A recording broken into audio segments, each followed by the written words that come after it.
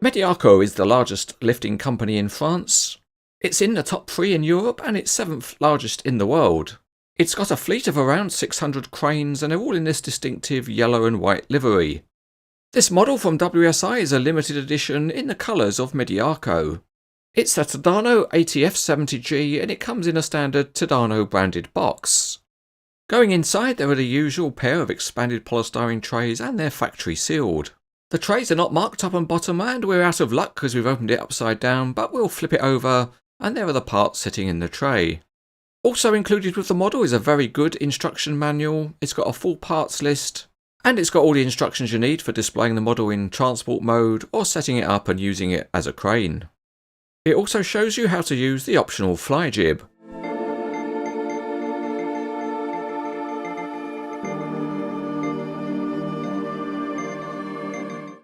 For the initial assembly, we'll just put the crane in road-going formation. And the first thing is this crane can carry its own counterweight, and it carries it on the middle of the carrier deck in order to even out the axle loads. The hook is already reeved in the factory, so the only other thing to do is to attach the optional fly jib. That gets pinned in position on the side, but you might have to fiddle to get the pin in because of tolerances.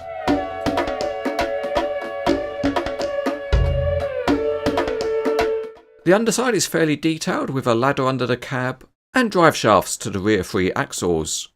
The cab looks good with decent lights and mirrors, and if we compare it to the real crane, the model has an accurate fleet number and number plate. One of the really nice tiny details is the detailed instrument console, and the same high standard is also true of the crane cab. The graphics are very sharp, and that includes those on the very detailed outriggers. Other parts of the crane body are detailed too, and that includes plenty of hydraulic hoses. The detailing of the boom is also accurate to the real crane, and that includes the graphics on the top surface. There are also graphics on the inner boom sections, and they look really good. The lattice fly jib is a decent metal part, as is the hook, and there's a hoist cutout safety chain, which is a nice detail.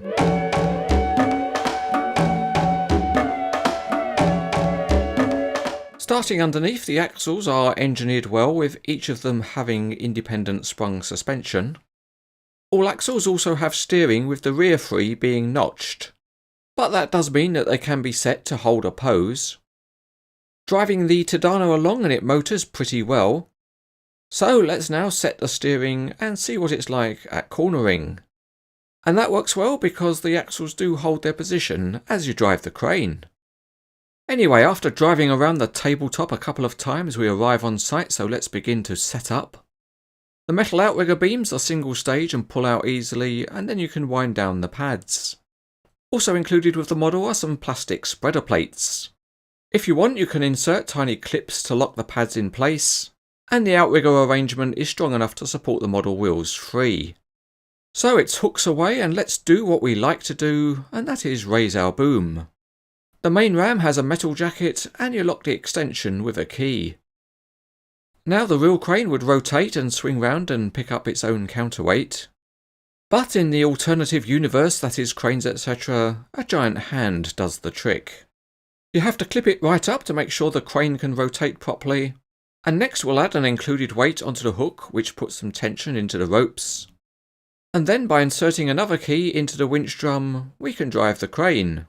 The drum relies on friction as a brake, but it will hold reasonable loads. Next we can begin to extend the boom by telescoping the sections. These work smoothly enough and they lock in place at full extension with a locking clip.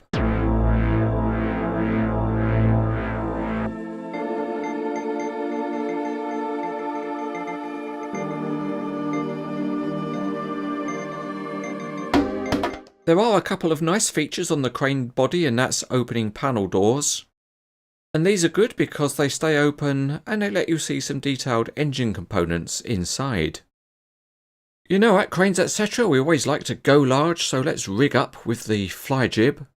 We'll open it up to its full length and it then pins into position. And after that we can then pin it to the boom top with a couple of steel pins. But one thing you might find is that because of tolerances you might have to fiddle with the pins a bit to get them fully in. We've disconnected the hook already, and the other thing we can do is to disconnect the hoist cutoff chain. and then we can raise the guide pulley on the jib and feed the rope through. The supplied hook is not ideal for running off of a fly jib, but here we've attached it as a single line hook. Another nice feature is that you can adjust the offset angle of the jib. So now it's time for a dim check, and let's see how tall the model is. And it's about 36 inches or 90 centimeters to the top of the boom, and about 4 feet or 120 centimeters to the top of the jib. You know, sometimes the Cranes Etc. team just find their heads spinning doing all of these reviews.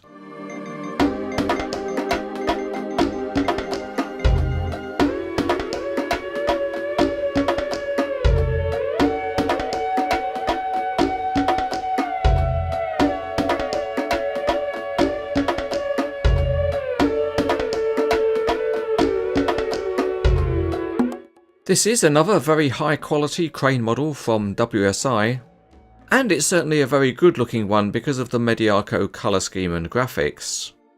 The detail level on the model is very high, and the features work well too.